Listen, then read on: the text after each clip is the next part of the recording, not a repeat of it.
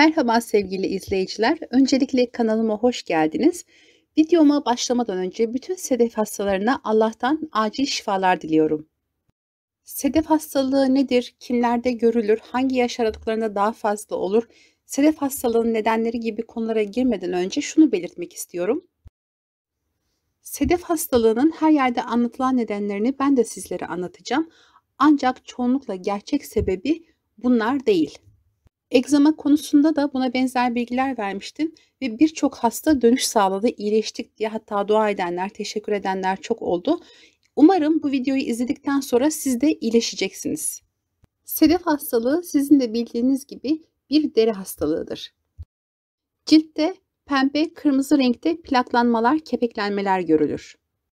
Kaşıntı, kızarıklık ve yanma hissi verir. En yaygın sedef türü plak tipi sedef hastalığı.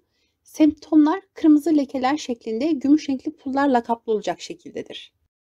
Bu plaklar kaşıntılı ve ağrılı olabilirler. Bazen plaklar çatlayabilir, kanayabilir. Daha ağır vakalarda plaklar cildin çok geniş alanlarını kaplayacak şekilde büyüyebilirler, birleşebilirler. El ve ayak tırnaklarında renk değişikliği ve çukurlaşma, hatta tırnaklar parçalanabilir ve tırnak yatağından ayrılabilirler. Kafa derisinde pullanma görülebilir. Sedef hastalığının diğer bir türü de ellerin avuç içleri ve ayak tabanlarında içi iltihap olmayan beyaz ve sarı renkli sıvı ile dolu baloncuklar olan püstüllerle kızarık ve pullu cilt görünüme neden olan püstüllerdir. Diğer bir türse genellikle çocukluk ve genç erişkinlikte başlayan damlacık tarzı ya da adıyla gutat sedef hastalığıdır. Bu tür çoğunlukla gövde ve uzuvlarda küçük kırmızı lekelere neden olur. Gutat sedef hastalığının tetikleyicileri arasında solunum yolu enfeksiyonları, boğaz enfeksiyonu, bademcik iltihabı, ciltte yaralanmalardır. Koltuk altı, kasıklar, kulak arkası ve göğüs altı gibi cildin kıvrıldığı yerlerde ortaya çıkan parlak kırmızı renkli lezyonlar şeklinde görülen ters yerleşimli ya da diğer adıyla inverse sedef hastalığı da başka bir türdür. Eritrodermik sedef hastalığında ise cildin yanma kızarıklığına sahip olduğu ve pulların tabakalar haline dökülebildiği görülmektedir. Bu tür şiddetli güneş yanığı, enfeksiyon, bazı ilaçların kullanımı ve bazı sedef hastalığı tedavilerinin durdurulmasıyla tetiklenebilir. Derhal tedavi edilmesi gerekir çünkü ağır hastalıklara ve ciddi sorunlara yol açabilir. Bunların yanı sıra sedef hastalığı olan bireylerde sedef romatizması da görülebilir. Böyle bir durumda eklemlerde ağrı ve şişme olur.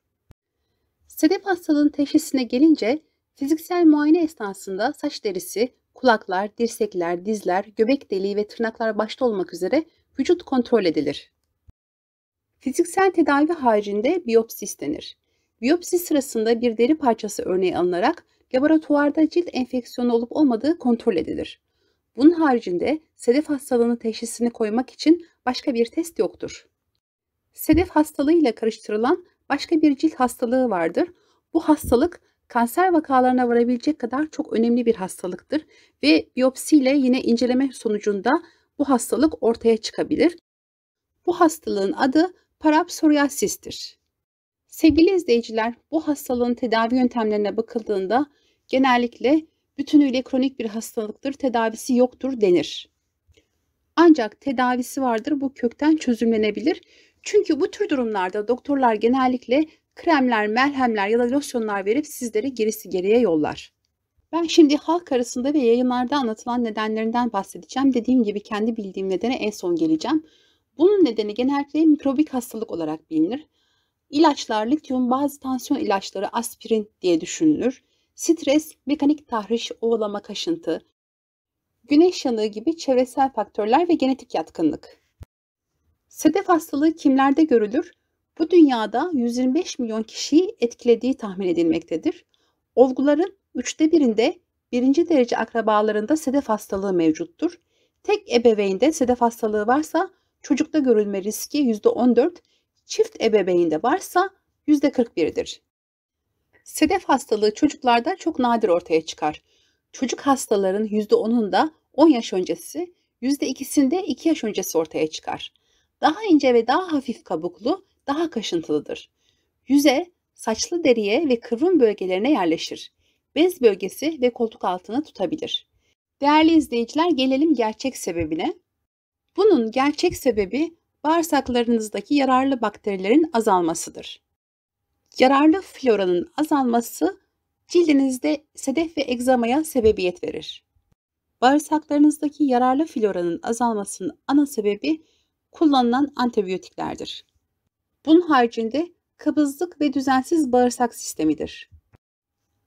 Bağırsaklarınızdaki yararlı bakterileri arttırdığınızda bağışıklık sisteminizde geri kazanacaksınız. Sevgili izleyiciler, ben daha evvelden egzama ile ilgili de buna benzer bir video hazırlamıştım ve bağırsak florasındaki yararlı bakterileri arttırmaları konusunda sizlere bilgi vermiştim. Bu hastalıktan muzdarip olan arkadaşlar buna benzer muadili ilaçları kullandılar, eczaneden aldılar. Bu bir vitamin babında bir ilaç zaten. Reçeteyle satılmıyor ve bağırsak florasını düzenledikten sonra hepsi iyileşme gösterdi. Şöyle bir durum var. Bir kürde iyileşmeyenler fakat egzama yaralarında gerileme olanlar ikinci, üçüncü hatta dördüncü kürü kullanıp tamamen yarayı kapattılar. Eğer ki sedefiniz çok küçük bir bölgedeyse belki bir kür sizin işinizi görebilir. Ama ne kadar fazla yere yaygınsa bağırsak floranız o kadar bitmiş demektir. O yüzden siz kendi vücudunuz buna cevap veriyorsa birinci kürde gerileme gördüyseniz geri kalan yaraları kapatana kadar mutlaka bu ilaçları kullanın. Değerli izleyiciler, bu benim anlattığım iyileşme tarzı ve sebep. Eğer ki doktora gidiyorsanız ve iyileşemiyorsanız, devamlı bir kısır döngüye sahipseniz ve bundan tamamen kurtulmak istiyorsanız denemeniz gereken bir çaredir. %70, %80 sedef hastalığınızın nedeni bağırsak floranızdır. Ancak %30 başka bir neden de olabilir. Bunu doktorunuz biyopsiyle anlar ve size nasıl bir tedavi yöntemi uygulamanız gerektiğini anlatır. Lütfen ilk önce doktorunuzu dinleyin. Ondan sonra iyileşemezseniz bu videoda anlattıklarımı uygulayın. Alacağınız ilaç, daha doğrusu Bacillus sporları, renksiz, kokusuz ve tatsız bir sıvıdır. Buradan marka vermek istemiyorum ama birçok markası var. Hatta içlerinde en meşhur olanı var. Sık sık televizyonda, reklamlarda duyuyorsunuz zaten. İçeriğinde probiyotik mikroorganizmalar var. Bu bildiğiniz marketlerde satılan probiyotik yoğurtlar falan değil. Eczaneye gidip direkt bunun en çok milyon içerenini istiyorsunuz. Piyasada bunlar 10 flakon ya da 20 flakon olarak da satılıyor. Günde bir tane kullanıyorsunuz. Unutmayın, içerisinde canlı bakteriler ve organizmalar var. Aslında bu yöntem sizin bağışıklık sisteminizi güçlendirdiğinden birçok hastalığa karşı da sizi korumaya başlayacaktır. Eğer ki eczacı sizin ne demek istediğinizi anlamazsa ve anlaşamazsanız, bu ilaçtan bulamazsanız benim YouTube kanalımda hakkımda bölümünde mail adresim var. Oradan bana yazıp bir markada alabilirsiniz. Bir not düşmek istiyorum. Bu flakonları kullanırken acı, tatlı, ekşi ya da baharatlı sizde alerji yapabilecek herhangi bir besini tüketmiyorsunuz. Bu süreçten faydalanan arkadaşlar olursa bu süreci yorumlara yazarsanız çok memnun oluruz. Çünkü diğer hasta arkadaşlar da yorumları okuyorlar ve diğer arkadaşların yapmış olduklarından feyz alarak iyileşeceklerini ümit ederek o yöntemi uyguluyorlar. Bilgi paylaşıldıkça insanlığın fayda görmesi de o oranda artacaktır. O nedenle sizden bu bilgileri mutlaka yorumlara rica ediyorum. Tekrardan tüm hastalara geçmiş olsun dileklerimle, yine her zamanki gibi bir klasik var. Bizim takipçiye de ihtiyacımız var biliyorsunuz. Videomu beğendiyseniz abone olmayı, likelamayı ve bildirimleri açmayı lütfen unutmayınız. Sağlıklı günler diliyorum.